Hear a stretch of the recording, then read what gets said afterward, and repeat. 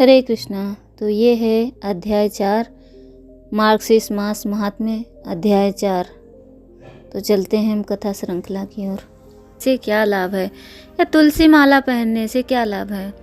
ब्रह्मा जी कहने लगे, हे केशव, जिसने शरीर का तप्त चक्र से चिन्हित किया और गुरु से मंत्र की दीक्षा ली है तथा कमल और तुलसी की माला को धारण किया है, उसको क्या फल मिलता है? सो आप कृपा करके कहिए। भगवान कहने लगे, जो द्विज तुलसी काष्ठ की माला को धारण करता है वह चाहे अपवित्र, आचार, भ्रष्टाचार हो, पर मुझे प्राप्त होता है, इसमें कोई संशय नहीं है। आंवला तथा तुलसी काष्ठ की माला जिसके कंठ में दिखाई देती है वह निश्चित ही भगवत भक्त है। जो तुलसी दल की माला विशेषकर मेरे गले से उतरी हुई धारण करता है वह देवताओं से भी नमस्कार के योग्य हो जाता है। तुलसी दल की माला तथा आंवले के फल की माला पापी पुरुषों को भी मुक्ति की दाता है। फिर मेरे सेवकों का कहना ही क्या है, उनको तो अवश्य मुक्ति मिलती है जो मेरी उतरी हुई तुलसी काष्ठ की माला धारण करता है। उसको उस माला के प्रत्येक पत्र में 10-10 अश्वमेघ यज्ञ का फल मिलता है। हे वत्स, जो तुलसी काष्ठ की माला धारण करता है मैं उसको प्रतिदिन द्वारकावास का फल देता हूँ। जो भक्ति में तुलसी काष्ठ की माला मुझको अर्पण करके धारण करता है वह मनुष्य निष्पाप हो जाता है। जो तुलसी की माला धारण करता है वह सदैव प्रसन्न रहता है और मुझको अपने प्राणों से भी अवश्य अधिक प्रिय है। ना उनका कोई असोच है और ना ही प्रायश्चित। जिस मनुष्य के बाहु, सिर, हाथ और शरीर में तुलसी काष्ठ का आभूषण है वही मेरा प्रिय है। जो तुलसी काष्ठ की माला पहनकर पितरों के निमित्त अथवा देवताओं के निमित्त दान आदि करता है उसका कोटि गुना फल मिलता है। तुलसी काष्ठ की माला को देखकर यमराज के दूत ऐसे दूर से ही भाग जाते हैं जैसे वायु के वेग से पत्र कहीं का कहीं चला जाता है। जिसके घर में तुलसी काष्ठ अथवा तुलसी पत्र सूखा या गीला किसी प्रकार का होता है उससे इस कलयुग के समय में भी किसी प्रकार के पाप का संभव नहीं होता। जो तुलसी काष्ठ की माला पहनकर इस पृथ्वी पर भ्रमण करता है उसको दुस्वप्न, दुष्ट निमित्त और शत्रु से भी भय नहीं होता। वो पापी माला को धारण नहीं करते, उनका कभी नरक से उद्धार नहीं होता क्योंकि वह मेरे कोप रूपी अग्नि में जल जाते हैं। इस कारण यत्न के साथ तुलसी काष्ठ की माला को या आंवले की माला धारण करनी चाहिए। पूर्वोक्त ऊर्ध्वपुड्र आदि चिन्हों को धारण कर तुलसी वृक्षों के पास बैठकर हाथ में कुशा लेकर मेरा स्मरण करता है वह संध्योपासन आदि कर्म करना। मेरा भक्त संध्योपासन करके मेरी पूजा करे। यदि उस गुरु उस जगह पर हो तो पहले गुरु के पास जाकर उनको नमस्कार करे। कुछ भेंट आदि गुरु को अर्पण करके चिंता से दंडवत नमस्कार करे। कृपा मृग चरम पर कुशा या आसन पूजा मंडप में बिछाकर पद्मासन से अच्छी तरह बैठ जितेंद्रिय होकर मंत्र पढ़कर 3 प्राणायाम करके पूर्व की तरफ मुख करके श्रेष्ठ हृदय कमल को विज्ञान रूप सूर्य में हृदय में विकसित करें। हृदय कमल की कर्णिका में सूर्य, चंद्र और अग्नि का न्यास करें। सूर्य, चंद्र और अग्नि से युक्त उस हृदय कमल में सूर्य, चंद्र और अग्नि का वैष्णव स्मरण करें। उसके ऊपर नाना रत्नों से युक्त पीठ को स्थापित करें। उस सिंहासन पर कोमल और उदय काल के सूर्य के समान तेज वाले अष्टदल कमल को अष्टाक्षर मंत्र के प्रत्येक अक्षरों से युक्त कर स्थापित करें।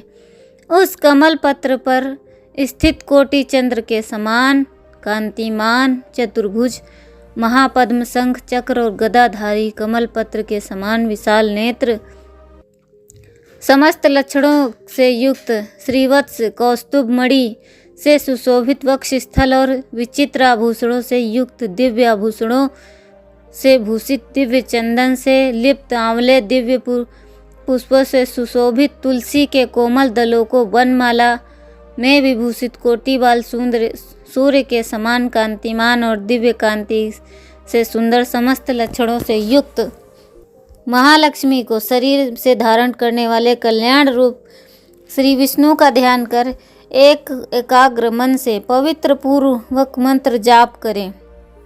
1000 या 100 अथवा यथाशक्ति मन से जाप करें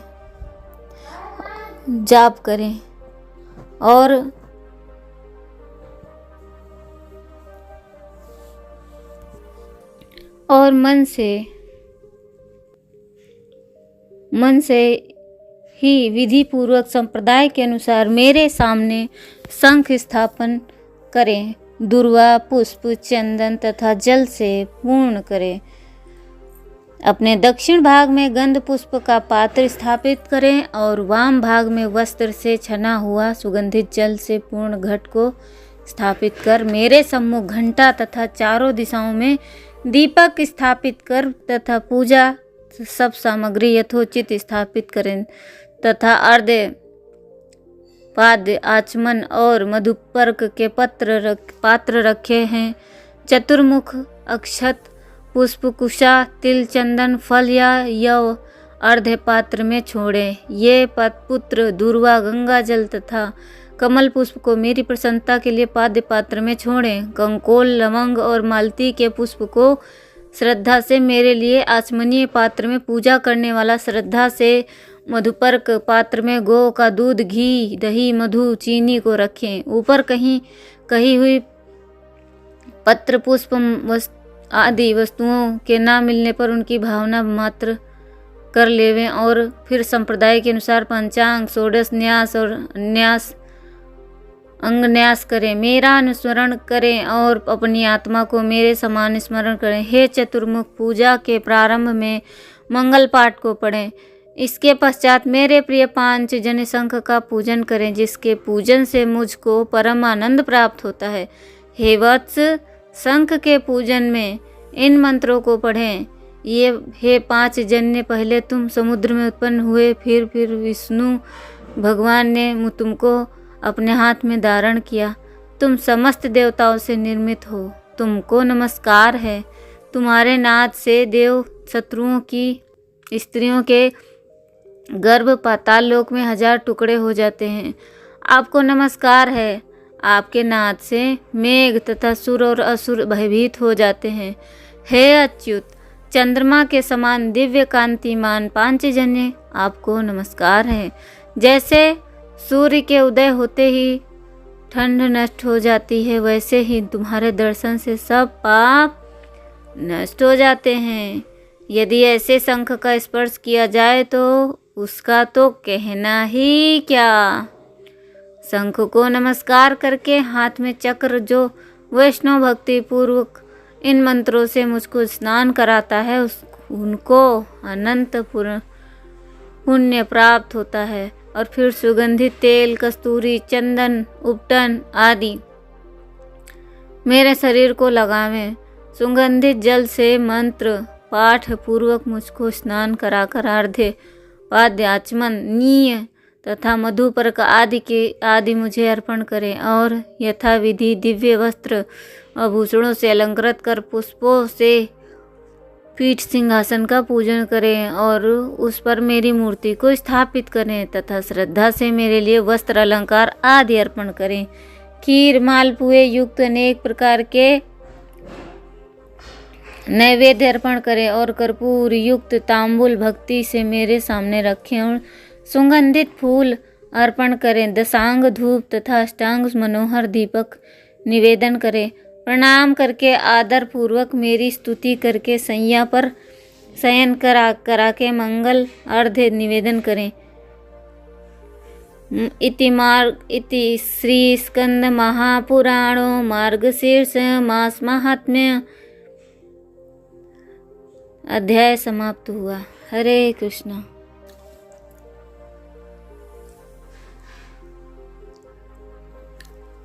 हरे कृष्णा कृष्णा कृष्णा हरे हरे, हरे रामा रामा रामा हरे हरे।